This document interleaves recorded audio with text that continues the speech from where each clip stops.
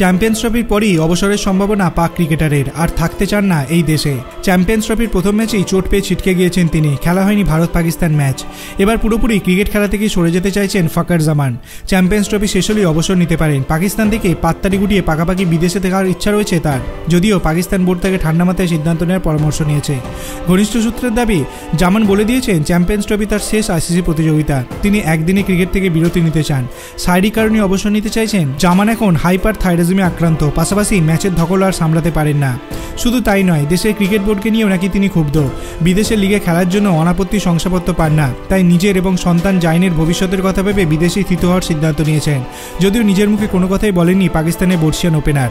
Champions trophy থেকে ছিটকে যাওয়ার পর সমাজ মাধ্যমে যে বার্তা দিয়েছিলেন সেখানেই অবসরের ইঙ্গিত ছিল। জামান লিখেছেন, সর্বোচ্চ মঞ্চে পাকিস্তানের প্রতিনিধিত্ব করা এবং দেশের সব ক্রিকেটারের স্বপ্ন থাকে। আমি সম্মানিত সেই কাজ করতে পেরে, তবে গর্বের সঙ্গে একাধিকবার পাকিস্তানের প্রতিনিধিত্ব করতে পেরেছি। তিনি আরও লিখেছেন, দুর্ভাগ্যবশত আমি চ্যাম্পিয়ন্স ট্রফি থেকে ছিটকে গিয়েছি, তবে সুযোগ দেওয়ার জন্য ধন্যবাদ। বাড়ি থেকে সবুজ জার্সিধারীদের গলা ফাটাবো, এটা সবে শুরু, প্রত্যাবর্তন আরও ভালো হবে। জামানের কথা শুনে পাক বোর্ডের এক সূত্র বলেছেন, ওকে বিশ্রামের পরামর্শ দেওয়া হয়েছে, আগে পুরোপুরি ফিট হয়ে তারপর সিদ্ধান্ত নিক। কোনো সিদ্ধান্ত যেন হতাশা বা রাগের বহিঃপ্রকাশ হিসেবে না নেয়। আপনার কি মনে হয়, সত্যি কি ফখর জামান আর খেলবেন না?